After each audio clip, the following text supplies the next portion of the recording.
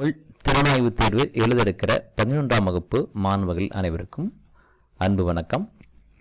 நம்ம இந்த காணொளியில் 10ஆம் வகுப்பு முதல் இயல் பாடம் குறித்து பார்க்க இருக்கிறோம். இதில் இந்த பாடங்களை நான் உங்களுக்கு ஓரளவுக்கு நான் நடத்துகிறேன். நீங்கள் இதற்கான பிடிஎஃப் பாடக்குறிப்புகளாக இந்த மாதிரி போல்டு லெட்டரில் கொடுக்கப்பட்டது முக்கியமான குறிப்புகள் இவற்றை நான் இந்த காணொளிக்கு கீழே ஒரு லிங்கில் கொடுத்துருக்கேன். அதை நீங்கள் படிச்சுக்கோங்க. பொதுவாக புத்தகத்தை தான் நம்ம அடிப்படையாக வச்சுக்கணும் அப்படின்னாலும் கூட கூடுதலாக உங்கள் வசதிக்காக ஒரு பாடக்குறிப்புகள் கொடுத்துருக்கேன். இது போல் ஒவ்வொரு இயலுக்கும் பார்த்திங்கன்னா பாடக்குறிப்புகள் அது கூட ஒரு டெஸ்ட்டு ஆன்லைன் டெஸ்ட் ஒன்று கொடுத்துருக்கேன். இந்த ஆன்லைன் டெஸ்ட்டை நீங்கள் மீண்டும் மீண்டும் எழுதி பாருங்கள். இந்த பாடத்துக்குள்ளே வாய்ப்பு இருக்கிற எனக்கு தோணுகிற அந்த வினாக்களை அமைச்சு கொடுத்துருக்கேன்.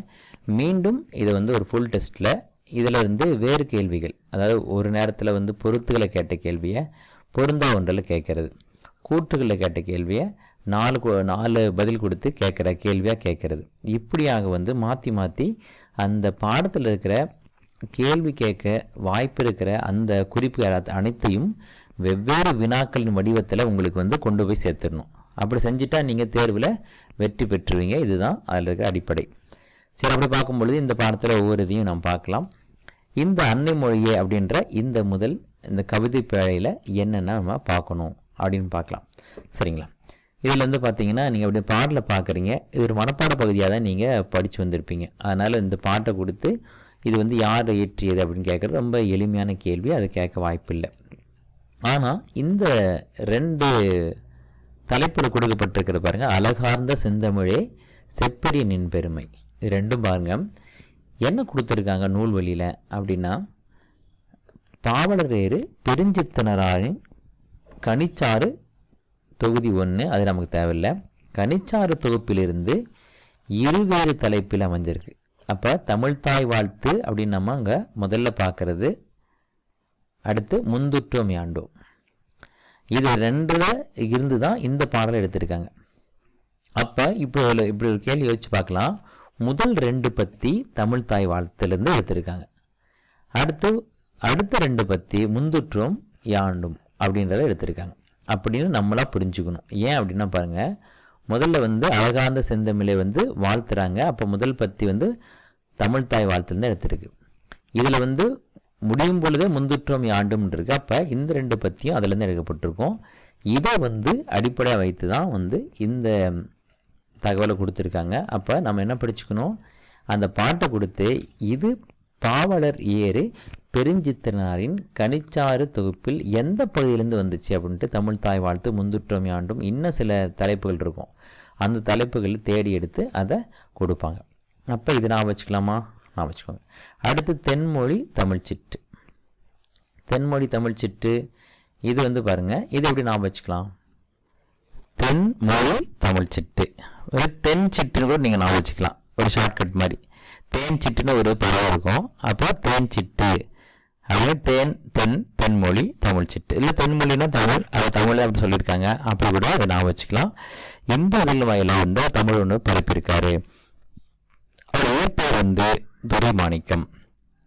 இப்படி ஒவ்வொரு நூலாசிரியருக்கும் ஒரு இயற்பெயர் இருக்கும். அதெல்லாம் தொகுத்து கூட நம்ம இந்த 9 இயல்களில் அப்படி ஏதாவது இருக்கா அப்படின்னு சொல்லி நம்ம தொகுத்து பட்டியலிட்டு அதை வினாவிடையாக நம்ம பயிற்சி எடுத்து பார்க்கலாம். சரி, இப்போ பாருங்கள், இப்போ இந்த 2 விஷயம் தெரிஞ்சிட்டேன். அடுத்த நூல்கள் பார்க்கலாம்.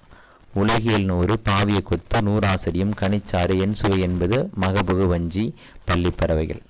சரி, இதை நம்ம வினாக்கெல்லாம் நாம் கொடுத்துருப்பேன். அதை மீண்டும் மீண்டும் எழுதி நீங்கள் நினைவில் வச்சுக்கலாம். அப்படின்னு சொன்னாலும் கூட ஒரு சின்ன ஒரு ஷார்ட்கட் மாதிரி நம்ம முயற்சி பண்ணலாம்.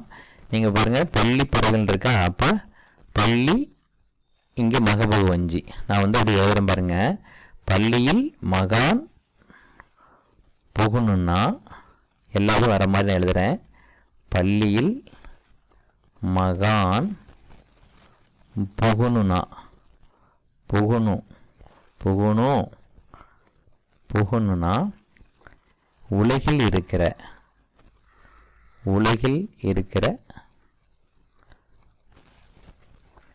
100 ஆசிரியர்கள் தேவை.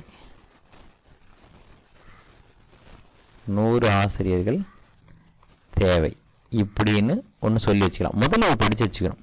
பள்ளியில் மகான் புகுனுன்னா உலகில் இருக்கிற 100 ஆசிரியர்கள் தேவை. அப்படின்னா பள்ளி பறவைகள். மக புகு மகான் மக புகு வஞ்சி. அடுத்து உலகில் உலகியல் 100. அடுத்து 100 உலகில் 100 வந்துச்சு. 100 ஆசிரியம் ஆசிரியர்கள் ஆசிரியம். பாருங்க உலகியல் 100 வந்துடுச்சு, 100 ஆசிரியம் வந்துடுச்சு. அடுத்து பாவிய கொத்துங்கிறது பாருங்க. பாவிய கொத்து கனிச்சாறு இருக்குது, என் சுவை என்பது இருக்குது. அதை நம்ம என்ன பண்ணலாம், அதை ஷார்ட்கட்டாக எப்படி உருவாக்கலாம் பாருங்கள். கொத்தாக இருக்கிற கனி சுவையாக இருக்கும். கொத்தாக இருக்கிற கனி சுவையாக இருக்கும். நாங்கள் எழுதுகிறேன் பாருங்கள்.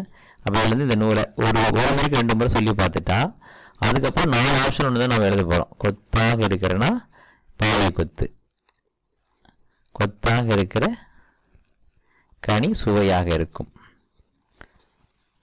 ஓகேவான்னு பாருங்கள். சுவையாக இருக்கும். இதை நீங்கள் குறிப்பெடுத்துக்கோங்க அல்லது காணொலி மீண்டும் மீண்டும் பாருங்கள். அப்போ இந்த நூலை நான் வச்சுக்கலாம். பள்ளியில் மகான் புகுனுன்னா உலகில் இருக்கிற 100 ஆசிரியர்கள் தேவை. பள்ளி பறவைகள் மகபுகு வஞ்சி உலகில் 100 ஆசிரியம். இங்கே கொத்தாக இருக்கிற கனி சுவையாக இருக்கும். பாவிய கொத்து கனிச்சாறு. இங்கே வந்து சுவை என் சுவை என்பது அப்படி நான் வச்சுக்க முடியும். இந்த திருக்குறள் மெய்ப்பொருள் தான் வந்து என்னுடைய இந்த நூலானது தமிழுக்கு கருவூலமாய் இருக்கிறது அப்படின்னு சொல்லியிருக்கிறாங்க. இதை நான் வச்சுக்கலாம். இங்கே பாருங்க, சாகும்போதும் தமிழ் படித்து சாக வேண்டும் என்றன் சாம்பலும் தமிழ் மணந்து வேக வேண்டும். இதை நாம் வச்சுக்கலாம். சமயத்தில் வந்து சச்சிதானந்தா வேறு யாரான்னு நம்ம குழப்பம் நமச்சிவாய ஏற்படுவாரா அப்படின்லாம் நம்ம யோசிக்குமா. அதனால் வந்து சாகும்போது ஆனந்தமாக சாக வேண்டும். சாகும்போது ஆனந்தமாக சாக வேண்டும் அப்படின்னு நான் வச்சுக்கலாம். ஆனந்தம் சச்சிதானந்தம். சாகும்போது ஆனந்தமாக சாக வேண்டும் அப்புறம் ஒரு முறை போட்டு வச்சுக்கலாம். மனசில் நின்றும். சரியாக இருக்கான்னு பாருங்கள். இங்கே ஒரு பாடல் கொடுத்துருக்காங்க. இது சாதாரண பாடல் தான். தமிழ் சொல்வளம் அப்படின்னு பார்க்கும்போது பார்த்திங்கன்னா, நாடும் மொழியும் நமது கண்கள் 7 எடுத்துன்னு மகாகவி பாரதியார் சொன்ன இந்த கூற்று இருக்குது. அப்போ வந்து இது நமக்கு ஞாபகம் இருக்கும். இது இப்போ கூற்று கொடுத்துட்டு யார் சொன்னதுன்னு கேட்டால் நமதிரு கண்கள். கண்ணுக்கு பார்க்க பயன்படும். பாரதியார். அப்போ நான் வச்சுக்கலாம் பாரதியார். பாரதியார் தானே. அப்போ நாடு மொழி நமது கண்கள் பாரதிதாசனில் பாரதியார் அப்படின்னு தி அப்படின்னு நான் வச்சுக்கோங்க.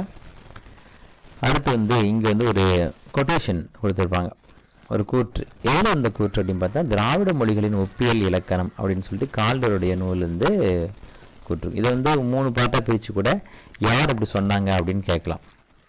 அப்போ இதில் இருக்கிற விஷயத்தை நம்ம தெரிஞ்சுக்கலாம். இந்த பாடமே வந்து தமிழ் சொல்வளம் அப்படின்றது, அதாவது குறிப்பிட்ட ஒரு சொல்லுக்கு, இப்போ பூ அப்படின்றது ஒரே ஒரு பெயர்னு, மற்றதில் வந்து ஃப்ளார் அப்படின்னு மட்டும் ஆங்கிலத்தில் இருக்குது அப்படின்னா, நாம் இங்கே பார்த்திங்கன்னா அதையே வந்து பூவின் பல்வேறு நிலைகளுக்கு பெயர் வச்சுருப்பாங்க. அப்போ வந்து பார்த்திங்கன்னா இந்த சொல் வார்த்தை தான் ஒவ்வொரு மொழியோடு ஒப்பிட்டு நம்ம தமிழுக்கு அதிகமாக இருக்குன்னு சொல்கிறோம். அப்போ தமிழ் அல்லாத திராவிட மொழிகளின் அகராதிகளை ஆராயும் போது, அப்போது தமிழ் இல்லாமல் தெலுங்கு, கன்னடம், திராவிடம் இதெல்லாம் ஆராயும் போது, தமிழில் ஒரு பொருள் பல சொல், ஒரு பொருளுக்கு பல சொற்கள் இல்லைங்களா. அப்போ ஒரே சொல்லுக்கு ஒரு பொருளுக்கு பல சொற்கள் கொண்டு அழைக்கிற மாதிரி இருக்கும். அந்த மாதிரி வந்து மற்ற திராவிட மொழியில் இல்லை அப்படின்னு சொல்கிறாங்க. எந்த தமிழர்களுக்கும் மிக தெளிவாக தெரியும். அப்போ இது சொன்னது யாருன்னு கேட்கலாம். அடுத்து தமிழ் மட்டும் பயன்படுத்தப்பட்டு நம்ம மட்டும் பயன்படுத்துகிறோம், நமக்கே உரியதாக இருக்கிற சொற்கள் தெலுங்கு கன்னட மொழியிலும் பயன்படுத்துகிறோம். நமக்குரிய சொற்கள் நம்ம யார்கிட்ட கடை வாங்கினா நம்ம உருவாக்கின சொற்கள் தெலுங்கு கன்னட மொழியிலையும் பிற திராவிட மொழியிலையும் வந்து இருக்குது அப்படின்ற தகவலையும் யார் சொல்லியிருக்கா? கால்டோல் சொல்லியிருக்காரு. அப்போ இந்த கேள்வி வந்து நான் பின்னாடி வந்து நான் கொடுத்துருப்பேன். அதை நீங்கள் மீண்டும் எழுதி பார்க்கும்போது இந்த தகவல் உங்கள் மனசுக்குள்ளே போயிடும். ஸோ அடுத்து வந்து பார்த்திங்கன்னா, இதில் வந்து எல்லாமே படிக்கணும் அப்படின்னா சில பகுதியை மட்டும் கண்டிப்பாக படிச்சுக்கணும். நம்ம வந்து பார்த்திங்கன்னா பொதுவாக நம்ம இது உங்களுக்கு பாருங்கள், இந்த பாடக்குறிப்புகள் நான் இங்கே கொடுத்துருப்பேன். இதே மாதிரி இதே விஷயந்தான் அங்கே இருக்கும், நீங்கள் பார்த்துக்கலாம்.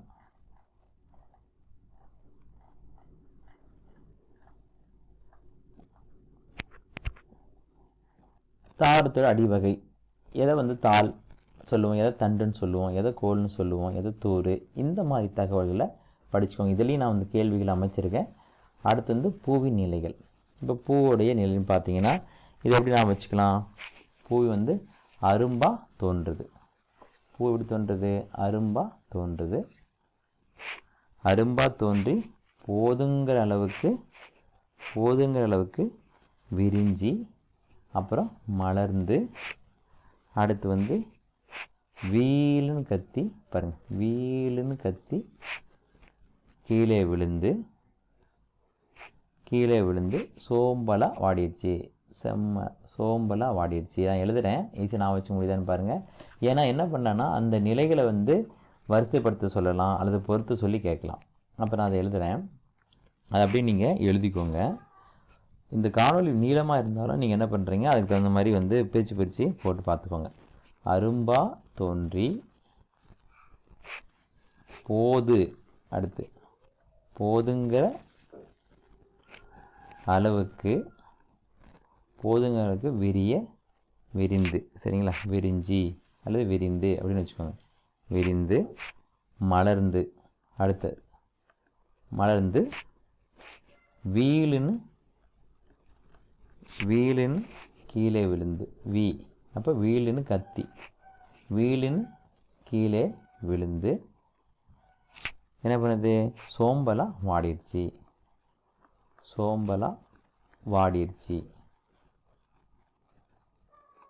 அப்படின்னு. அப்போ பாருங்கள், அரும்பு அப்படிதான் தோன்றுது அரும்பு. அடுத்து போதுன்னா விரிகிறது, மலர்ந்துனா மலர்றது தான் மலர்ந்த நிலை, வீல்னா கீழே விழுற நிலை, அடுத்து சோம்பல்னா செம்மல் வாடிகிற நிலை அப்படின்றத இந்த ஷார்ட்கட்டில் நம்ம ஞாபகம் வச்சுக்கலாம். அதேமாதிரி கிளைப்பிரிவுகள் வந்து அப்படியே நீங்கள் வாட்ச் வச்சுக்கலாம். அடுத்து ஒரு கட்டத்துக்குள்ளே வந்து நம்முடைய இளங்குமரனார் பற்றி ஒரு தகவல் கொடுத்துருப்பாங்க, அதை அப்படியே பார்ப்போம். இந்த கேள்வி வந்து சாதாரணமாக டிஎன்பிசின்னு கேட்டிருக்கிறாங்க. இப்போ வந்து சொல்லாராய்ச்சி பற்றி தான் இந்த பாடம். தமிழ் சொல்வளத்தில் வந்து தேவநாய பாவன் அவர்கள் வந்து சொல்லாராய்ச்சி பண்ண அந்த கட்டுரையிலேருந்து ஒரு பகுதியை நம்ம பார்க்குறோம். அதே மாதிரி வந்து அந்த சொல்லாராய்ச்சியில் அவரே வியக்கிற அளவுக்கு சொல்லாராய்ச்சி பண்ண இன்னொருத்தர் யார் அப்படின்னா இந்த இளம் குமரனார் அவர் தான். ரைட்டுங்களா? அடுத்து திருச்சிராப்பள்ளிக்கு அருகில் வந்து அல்லூர் திருவள்ளுவர் தவச்சாலை அப்போ அப்படின்னு ஒரு அமைச்சிருக்காரு. இப்போ ஐயா அவங்க இல்லை. திருவள்ளுவர் தவச்சாலை, அடுத்து வந்து பாவாணர் நூலகம், இது ரெண்டு அமைச்சு அங்கே வந்து தமிழ் வழி திருமணங்கள்லாம் வந்து அவர் நடத்தி போவார், சொற்பொழிவு நடத்துவார். இதெல்லாம் வந்து அவங்க செஞ்சுட்டு வராங்க அப்படின்னு பார்க்குறோம். அப்போ திருவள்ளுவர் தவச்சாலையோடு தொடர்புடையவர் யார் அப்படின்னு கேட்கலாம். பாவாணர் நூலகம் வந்து திருச்சியில் அமைச்சவர் யார் அப்படின்ற மாதிரி கேட்கலாம். அந்த விஷயம் நான் வச்சுக்கலாம். இன்னும் மிக முக்கியமான பாயிண்ட்டு பார்த்திங்கன்னா, விழிகளை இலக்கு நேரிட்டால் ஒரு தாய் தமிழனை இழந்து விடக்கூடாது என்று அதற்காக தமிழ் தென்றல் தெரிவிக்காப்பல். இப்போ இருவர் வந்து இந்த மாதிரி வேலை பார்த்துருக்காங்க. என்ன, இமைகளை வந்து மூடிக்கிட்டு எழுதுகிற பயிற்சியை பெற்றிருக்கிறாங்க. அப்போ யார்? இளம் குமரனாரும் இந்த திருவிக்காவும். அப்போ இது வந்து நம்ம நினைவில் வச்சுக்கணும். அடுத்து பார்த்திங்கன்னா எழுதின நூல்கள் வந்து நாம் வச்சுக்கலாம். அப்போ என்ன நூல் அப்படின்னா, அங்கே இந்த மாதிரி கேள்வி கண்டிப்பாக ஒன்று கேட்பாங்க. என்னது, அவர் எழுதிய நூல்கள் தொடர்பில்லாத ஒன்று எது அப்படின்னு கேட்கலாம், இல்லைங்களா? அப்போ வந்து அதை வந்து நம்ம இங்கே நான் வச்சுக்கிறதுக்கு என்ன பண்ணலாம் அப்படின்னு பார்க்கலாம். இலக்கண வரலாறு இருக்குது. அப்போ இலக்கண வரலாறு தமிழிசை இயக்கம் இருக்குது, தனித்தமிழ் இயக்கம், பாவாணர் வரலாறு, குண்டலகேசி உரை, யாப்பெருங்கர உரை, புறத்திருட்டு உரை, திருக்குறள் மரபுரை, காக்கைப்பாடின் உரை, தேவநேயம் இருக்குது. சரி, இதுக்கு வந்து இது சொல்கிறேன். இது வந்து முடிஞ்சாலும் நாம் வச்சுக்கோங்க. உங்கள் இது வந்து சிறப்பாக இருக்கலாம். இருந்தாலும் ஒரு முறை படிச்சிட்டிங்கன்னா வந்து அங்கே நீங்கள் தேர்ந்தெடுக்க வசதியாக இருக்கும். இப்போ இலக்கண வரலாறு இருக்கா, நான் எல்லாமே எழுதுறேன் பாருங்கள். இலக்கண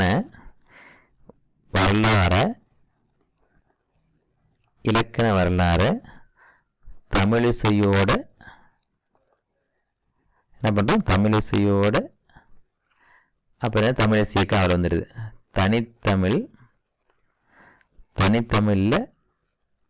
தனித்தமிழில் இயக்கின தனித்தமிழில் இயக்கின அப்படின்னா இயக்கினா வச்சுக்கணும். இயக்கின பாவாணரோட குண்டலத்தையும் சரிங்களா, பெருங்கலத்தையும், பாவாணரோட குண்டலத்தையும், அவருக்கு கழுத்தில் அணிஞ்சிருக்காரு குண்டலம், அந்த குண்டலத்தையும், இது 10ஆம் கிளாஸ் பசங்களுக்கு சரிங்களா, 12ஆம் கிளாஸ் பசங்களுக்கு. அதனால் சிரிப்பு இருந்தாலும் அடக்கிட்டு நமக்கு மார்க்கு தான் முக்கியம், அது ஜெயிச்சு 1500 வாங்குறது தான் முக்கியம். பெருங்கலத்தையும் குண்டலத்தையும், பெருங்கலம் என்னது, பெருங்கலம் சரிங்களா, பெருங்கலத்தையும் என்ன பண்ணுச்சு, புறத்தில் திருடிட்டு திருடினா திருடிட்டு போன காக்கா சரிங்களா, காக்கை பாடி உரை சரிங்களா, திருடிட்டு போன காக்கா கிட்ட, ஐயோ சாமி முடியலை அப்படின்னு நினைக்காதீங்க, ஒரு மாதிரி நல்லா திரும்ப சொல்கிறேன். திருக்குறளை பாடி சரிங்களா, திருக்குறளை பாடி நேயத்தை வளர்க்கணும். திருக்குறளில் பாடி நேயத்தை வளர்க்கணும். நீ எல்லாத்தையும் நான் இப்போ என்ன பண்ண போகிறேன், அடிக்கோடிட்டு காட்ட போகிறேன், ஈஸி உங்களுக்கு புரிஞ்சிடும். அதுக்கு சாப்பிட்ல எடுத்துக்கிறேன். சரி பாருங்கள், இலக்கண வரலாற தமிழிசை இயக்கம், தமிழிசையோட தனித்தமிழில் இயக்கின பாவாணர் வரலாறு, பாவாணரோட குண்டலத்தையும் பெருங்கலம் அது பெரிய அணிகள் அணிஞ்சிருக்கேன் வச்சுக்கலாமே, பெருங்கலத்தையும் பெருங்கல உரை, பெருங்கலத்தையும் புறத்திரட்டு உரை, புறத்தில் தேடிட்டு போன புறத்திரட்டு, காக்கை பாடினி உரை, காக்கா கிட்ட சரிங்களா, காக்கா தேடிட்டு போன காக்கா கிட்ட திருக்குறள் பாடி அது பல்லுரை, திருக்குறள் பாடி நேயத்தை வளர்க்கணும். அப்போ சொன்ன புரிஞ்சுக்கிட்டா எல்லாமே அதில் வந்துடும். இதை நீங்கள் முயற்சி பண்ணுங்க 1க்கு 2 முறை. அதே போல் அவரை பற்றி சொன்னோம், அவரே இளங்குமரனார், அந்த குறிப்பின் கீழே இருக்கு. அடுத்து இந்த காய்ந்த குச்சி இலை வகை இதெல்லாம் அதே போல் நீங்கள் வச்சு பாருங்கள். அடுத்து குழந்தை வகை, பிஞ்சு வகை, நம்ம வழக்கமாக பயன்படுத்துகிற சொற்கள் தாண்டி அதே சொற்களுக்கு வேறு பெயர்கள் இருந்தால் அதை கண்டிப்பாக நல்லா ஞாபகம் வச்சுக்கோங்க. இது பொறுமையாக படிங்க.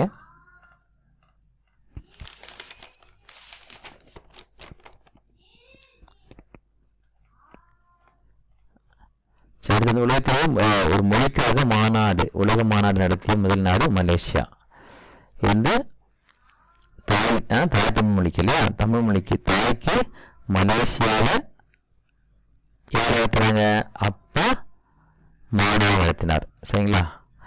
தாய்க்கு யார் நடத்தினா, அப்பா எங்கே மலேசியாவில் மாநாடு நடத்தினார் அப்படின்னு வச்சுக்கலாம். சரி, இதில் தேவநாய பாவனருடைய நூல்வெளி இருக்கும். இதை நம்ம நல்லா ஞாபகம் வச்சுக்கணும். இதுலேருந்து கேள்விகள் கேட்கப்படலாம்.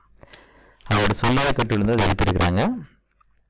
அடுத்து பார்த்தீங்கன்னா இவர் எங்கெங்கே பொறுப்பில் இருந்திருக்காரு, செந்தமிழ் சொற்பிறப்பில் அகர முதலி திட்ட இயக்குனராக இருந்திருக்கார். அடுத்து உலக தமிழ் கழகத்தின் அதில் தலைவராக இருந்திருக்கார். தலைவரா செயலரா அப்படின்னு கூட கேட்கலாம். அடுத்து தமிழ் சொல்லாத உச்சம் தொட்டவர்னு அவருக்கு பேர் இருக்குது. அப்போ தமிழில் அவர் என்ன பண்ணியிருக்காரு, தமிழை செந்தமிழாக்க திட்டம் போட்டு இயக்கி உலக தமிழ் கழகம் தலைவராக இருக்காரு அப்படின்ற மாதிரி ஷார்ட்கட் எடுத்துக்கலாம். தமிழை என்ன பண்ணுறாரு, தமிழ் செந்தமிழாக ஆக்க திட்டமிட்டு என்ன பண்ணியிருக்காரு, திட்டம் போட்டு இயக்கி, அதான் இயக்குனர், இயக்கி உலக தமிழ் கழக தலைவராக இருந்திருக்காரு அப்படின்னு ஒரு ஷார்ட்கட்டை புரிஞ்சுக்கலாம். கீழே ஒரு கட்டத்தில் ஒரு தகவல் கொடுத்துருப்பாங்க. என்ன அப்படின்னா, கடல் கடந்து அச்சேரிய தமிழ் மொழி அப்படின்ட்டு. இது என்னன்னு கேட்கலாம், எந்த நாடுன்னு கேட்கலாம். அது வந்து என்ன நூல் அப்படின்னு பார்த்தீங்கன்னா கார்டிலா அப்படின்ற நூல். போர்ச்சுகீஸ் நாட்டு தலைநகர் லிஸ்பன் அப்படின்றது. இது அவங்க மொழியிலிருந்து மொழிபெயர்க்கும் பொழுது தமிழ் மொழி தான் அவங்க பயன்படுத்தியிருக்காங்க. ரோமன் வடிவத்தில் அது வந்து அச்சிடப்பட்டிருக்கும். அது அன்றைய காலத்திலேயே இரு வண்ணங்கள் கலப்பட சிவப்பு நிறத்தை வந்து மாறி மாறி நேர்த்தியாக வந்து அச்சிடப்பட்டிருக்கு. இந்திய மொழியிலேயே மேலை நாட்டு எழுத்துருவில் முதலில் அச்சேறியது தமிழ்தான் அப்படின்றது இந்த தகவல். இது நம்ம அமைச்சுக்கலாம். இரட்டுரை மொழிதல். இந்த பாட்டு கொடுத்து யார் எழுதினான்னு கேட்டால் எழுதிட முடியும். சந்த கவிமணி தமிழ் அழகனார். சரி, எது ரெண்டுக்கு இடையில் வந்து இது வந்து ஒப்புமைப்படுத்தப்பட்டிருக்கு அப்படின்னு கேட்கலாம். எது ஒன்று வந்து தமிழ்மொழி, மற்றொன்று கடல். அப்போ எதோட வந்து தொடர்புபடுத்தப்பட்டிருக்கு அப்படின்ற மாதிரியான ஒரு கேள்வி கேட்கலாம். அதை வந்து நீங்கள் அந்த டேபிளில் இருக்கிற மாதிரி கொடுத்துருப்பாங்க. அதை நம்ம வந்து கண்டிப்பாக ஞாபகம் வச்சுக்கணும்.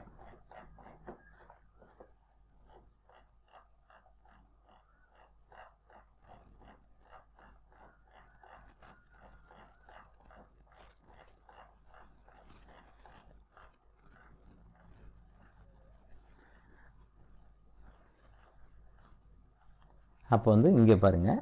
அப்போ வந்து கடல் தமிழ் ரெண்டுக்கும் இங்கே மெத்தனைகள் ஐம்பெருங்காப்பியம், இங்கே வணிக கப்பல், இங்கே முச்சங்கம் என்பது முதல் இடை கடை. 3 வகையான சங்குகள்.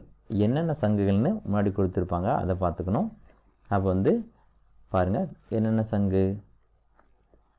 முச்சங்கு, வெண்சங்கு, சரஞ்சலம், பாஞ்சசன்யம்.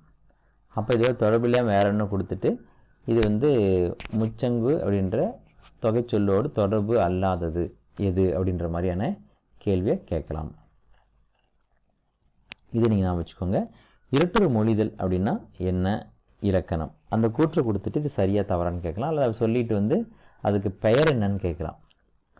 அடுத்து பாருங்கள், வந்து தனிப்பாடல் திரட்டு அப்படின்றதுல தான் வந்து இந்த பாட்டிற்கு அவருக்கு வந்து சந்த கவிமணி அப்படின்னு சொல்லிட்டு பேர் இருக்குது. அப்போ வந்து இதோ ஒரு சிறப்பு பேர் கொடுத்து ஒரு கேள்வி வந்து 100 கேள்வி ஒன்றா கேட்கப்படலாம். அப்படிங்கும்போது நம்ம இந்த மாதிரி எல்லாத்தையும் ஒட்டா நம்ம லிஸ்ட் அவுட் பண்ணி என்ன பண்ணலாம், அதை நம்ம எடுத்துக்கலாம். அதை வந்து பயிற்சி எடுத்து பார்க்கலாம்.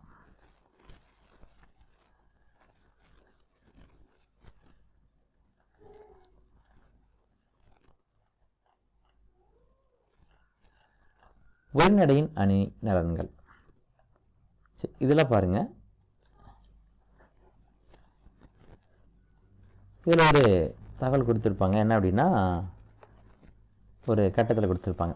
முதல் தமிழ் கணினி திருவள்ளுவர் அப்படின்ற பெயரில் தான் முதல்ல வந்துச்சு. எந்த ஆண்டு வந்தது, சரிங்களா?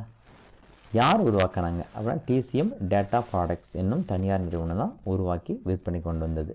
அப்போ இதில் என்னென்ன தேவை அப்படின்னா, அந்த இதோடைய பெயர் என்ன, எந்த ஆண்டு, செப்டம்பர் மாதம்லாம் தேவையில்லை, அது வந்து கொண்டு வந்த அந்த நிறுவனத்தின் பெயர், இது எல்லாமே நம்ம கண்டிப்பாக நான் வச்சுக்கணும்.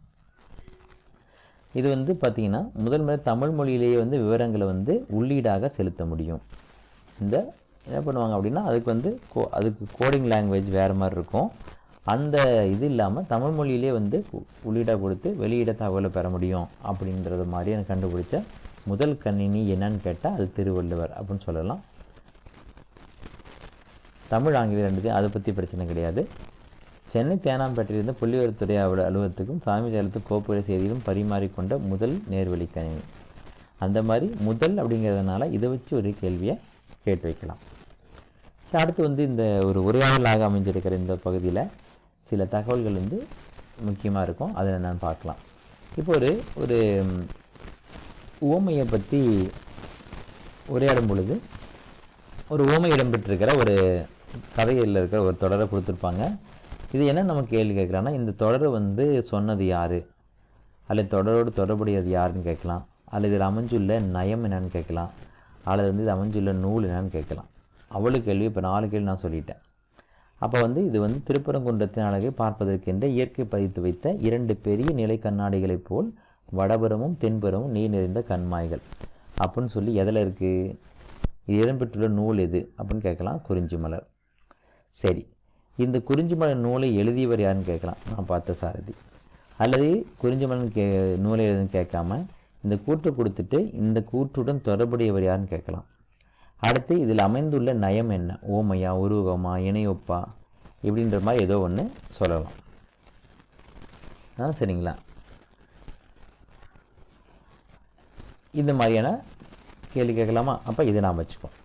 அடுத்து பார்த்திங்கன்னா, தண்டி என்பவர் உருவகத்தை பற்றி உவமையும் பொருளும் வேற்றுமை ஒளிவித்து ஒன்றென மாட்டின் அகுது உருவகமாகும் அப்படின்னு கூட்டு சொல்லியிருக்கார்.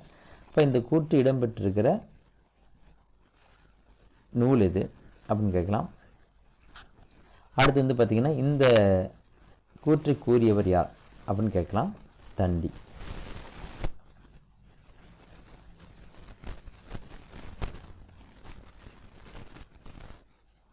வடமொழியில் வந்து காவிய தரிசனங்கிற அப்படின்ற நூலை தான் தண்டி அலங்காரம்னு சொல்லி தமிழில் வந்து எழுதியிருப்பாங்க.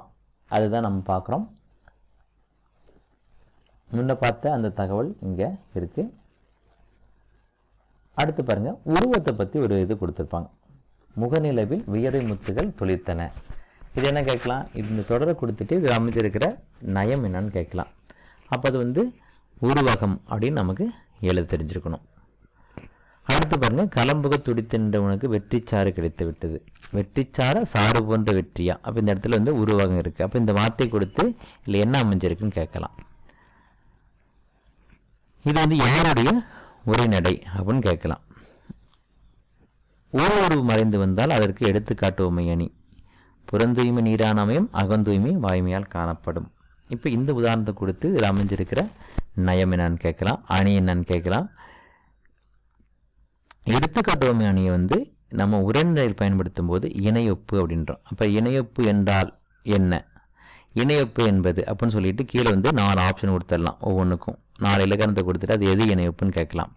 அல்லது உரைநடையில் வந்து எடுத்துக்காட்டு உண்மையை பயன்படுத்தும் போது அது என்னன்னு அழைக்கப்படுது அப்படின்னு கேட்கலாம் இல்லையா? சரி, அடுத்து பாருங்க,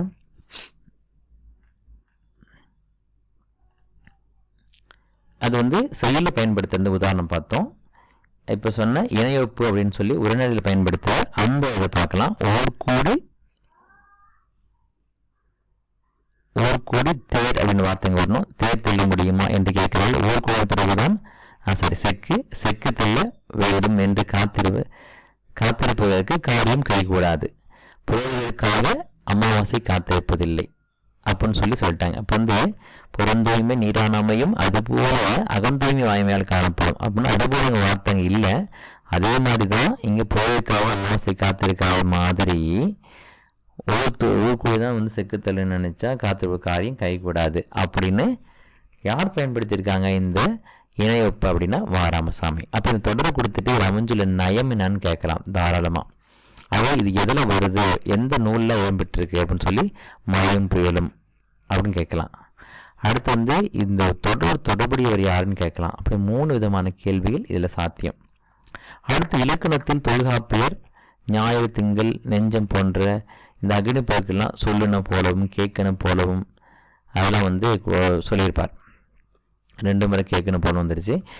இப்படி சொல்கிற இந்த தொடர் எங்கே அமைஞ்சிருக்கு அப்படின்னு சொல்லிட்டு மரபியல் செய்யுளியல் அப்படின்னு சொல்லிட்டு இந்த தொல்காப்பியத்தில் இருக்கிற இயல்களை கொடுத்துட்டு இந்த கூற்று இந்த நூற்பா தொல்காப்பியத்தில் எந்த இயல் அமைஞ்சிருக்கு அப்படின்னு கேட்கலாம். அப்போ செய்யுளியல் அப்படிங்கிறத நாம் வச்சுக்கணும்.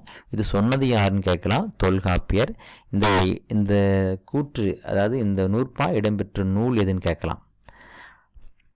அடுத்து பார்த்தீங்கன்னா, இந்த விஷயத்தை உரைநடையில் சொல்லும் பொழுது எப்படி சொல்கிறோம், அதுக்கு என்ன பேர் அப்படின்னா இது வந்து இலக்கணை அப்படின்னு சொல்கிறோம். அப்போ உயிர் உள்ளன போல சொல்கிறது, உணர்வில்லாத இருக்கிற உணர்வுடையன போல சொல்கிறது. இதை வந்து இலக்கணை அப்படின்னு சொல்கிறோம். சோலையில் புகுவேன் மரங்கள் கூப்பிடும் விருந்து வைக்கும் ஆலமனில் அமர்வேன் ஆள் என் விடுதை பார் என்று இப்படிலாம் வந்து சொல்லு. இது மாதிரி ஆலமரம் பேசுகிற மாதிரி அதெல்லாம் செய்கிறத வந்து கல்யாண சுந்தனார் வந்து இந்த மாதிரி எழுதியிருக்கிறாரு அப்படின்னு நம்ம சொல்லலாம். அப்போ இதை கொடுத்துட்டு இதில் அமைஞ்சிருக்க நயம் என்னன்னு கேட்கலாம். அடுத்து பாருங்க ராபி சேவுடைய தமிழ் இன்பத்தில் இருக்கிற இது பார்ப்போம். தென்றல் அசைந்தவர் தென் தமிழ் அமைந்த திருக்குற்றாலம். இது எதிரை மோனை அமைஞ்சோட இந்த இது தென்றல் அசைந்தவர் தென் தமிழ் நாட்டில் அமைந்த திருக்குற்றாலம் மலைவளம் படைத்த பழம்பதி மலையில் கோங்கும் வேங்கையும் இதெல்லாம் வந்து பார்த்திங்கன்னா எதிரை மோனை அமைஞ்சோட அந்த பகுதிக்கான உதாரணம். உணர்வு வழிபாட்டிற்கும் சொல்லப்படும் கருத்திற்கு அழுத்த தரவும் ஒரே நேரத்தில் சொல்லிய கருத்தையே திரும்ப திரும்ப சொல்கிறது உண்டு. அதை பற்றி இங்கே பார்க்க போகிறோம். சொற்களை அளவாக பயன்படுத்தி ஓடு விலக செய்ய வடவாசம் தம் நாட்டுப்பற்றின உள்ள கட்டுத்தொகுப்பில் என்ன பண்ணியிருக்காங்க அப்படின்னா, இங்கே பார்த்தீங்கன்னா வேண்டும் வேண்டுங்க வார்த்தை மீண்டும் மீண்டும் பயன்படுத்தியிருப்பாங்க. வாழ்க்கை நடத்துவதற்கு பொருட்கள் பல வேண்டும், அரிசி காய்கனி முதலியவை வேண்டும், இப்படி வேண்டும் வேண்டும் பயன்படுத்தியிருப்பாங்க. பரிட்சை ஒரு உங்களுக்கு என்ன கேட்கலாம் அப்படின்னா, இந்த மாதிரி கூட்டு கொடுத்துட்டு இதில் என்ன மாதிரியான இதை வந்து நயத்தை பயன்படுத்தியிருக்காங்க அப்படின்னு சொல்லிட்டு கேட்கலாம். அப்போ மீண்டும் மீண்டும் சொற்களை பயன்படுத்துவதற்கு அந்த முறை அதுக்கு வந்து பெருசாக போகுது. ஆனால் வந்து நம்ம அதை படித்து வச்சுக்கலாம். படிப்பதற்கு முரண்படுவது போல இருக்கும், உண்மையில் முரண்படாத மெய்மையை சொல்வது முரண்படும் மெய்மை. இந்த உலகத்தில் பயம் என்ற ஒன்றுக்கு தவிர வேறு எதற்கு நாம் பயப்பட வேண்டும்? கலப்பில்லாத பொய் அப்படின்றது சொல் முரண். இதுதான் நம்ம என்ன சொல்லுவோம் அப்படின்னா, முரண்படுவ மாறு இருக்கும் ஆனால் முரண்படாது, எதிர்மறை மாறு இருக்கும் ஆனால் நேர்மறை பொருள் தரும். அது வந்து சொல் முரண் அப்படின்னு சொல்லுவாங்க. சொல்லும் முறையில் அழுத்தம் கொடுப்பதற்காக எதிர்பூர்வமான முரண்படும் கருத்துக்களை அமைத்து எழுதுவோம். இதை வந்து எதிரிணை இசைவு அப்படின்னு சொல்லுவோம். எதிரிணை இசைவு. அப்போ இதை கொடுத்து இப்படி சொல்றதுக்கு பேர் என்ன அப்படின்னு சொல்லி கேட்கலாம். அப்போ குடிசையில் ஒரு பக்கம், கோபுரங்கள் ஒரு பக்கம், பசித்த வழியில் ஒரு பக்கம், புளிச்சப்பக்க ஒரு பக்கம். இந்த மாதிரி யார் சொல்லியிருக்காங்க? தோல்பா ஜீவானந்தம். அப்போ இந்த கூட்டை கொடுத்துட்டு இதை யார் சொன்னாங்க அப்படின்னு கேட்கலாம். அது வந்து இது எதிர் இசைவுக்கான உதாரணமானு கேட்கலாம். இதில் அமைஞ்சுள்ள நயம் என்னான்னு கேட்கலாம். விடை பெற வேண்டிய தேவையில்லாமல் கேள்வியிலேயே பதில் இருக்கிற மாதிரி சொல்றது, அந்த மாதிரி அமைஞ்சிருக்கிறது. பார்த்தீங்கன்னா பெரியார் அவர் அப்படின்னா இந்த இடத்துல பெரியார் குறிக்குது. பேசாத நாள் உண்டா அப்படின்னா வந்து எல்லா நாளும் பேசிட்டாரு. குரல் கேட்காம அப்படின்னா இப்போ வந்து எல்லா ஊர்லையும் பேசிட்டாரு அப்படின்ட்டு அதுக்குள்ளேயே பதில் இருக்கிற மாதிரி இந்த தொடர் அமைச்சிருக்காங்க.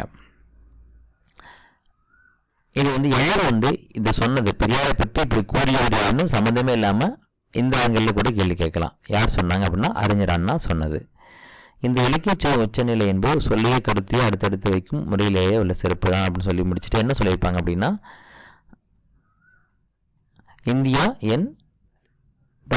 இந்தியாதான் என்னுடைய மோட்சம், இந்தியாவின் நன்மை தான் என் நன்மை, இந்தியா தான் என் இளமையின் மெத்தை, என் எவ்வளத்தின் அந்தவனம் அப்படி வந்து பாரதி சொல்லியிருப்பார். இது யார் சொன்னா அப்படிங்கிறத தவிர்த்து வேறு எதுவும் இதை வச்சு கேட்க வாய்ப்பில்லை. அதனால் வந்து இதை கூறியவர் யார் அப்படின்னா பாரதி. நூல்வழி பார்க்கும்போது எழில் முதல்வன், இவருடைய இயற்பெயர் மா ராமலிங்கம். இவர் எழுதின இந்த நூல் தான் வந்து சாகித்ய அகாடமி விருது பெற்றிருக்கு. அதனால் இந்த நூல் நான் வச்சுக்கலாம். அவருடைய பெயர், அவருடைய இயற்பெயர் நான் வச்சுக்கலாம். அடுத்து இவருடைய மற்ற நூல்கள் நான் வச்சுக்கலாம். இனிக்கும் நினைவுகள், எங்கெங்கு காணினும், யாதுமாகி நின்றாய், இதெல்லாம் இவருடைய நூல்கள். இப்போ இந்த பகுதிக்கான கேள்விகள் வந்து உங்களுக்கு நான் கீழே ஆன்லைன் டெஸ்ட்டை கொடுத்துருப்பேன். அது இன்னொரு தகவல் இருக்குது, அதையும் பார்த்துட்டு போயிடலாம். முன் தோன்றிய மூத்தக்குடி.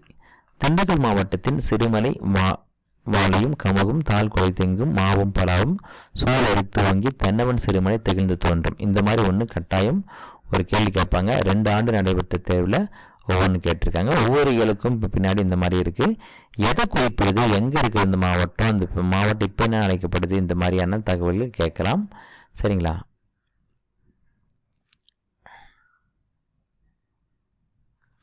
திண்டுக்கல் மாவட்டத்தில் தென்னவன் சிறுமலை அப்படின்றது தான் இது நாம் வச்சுக்கலாம்.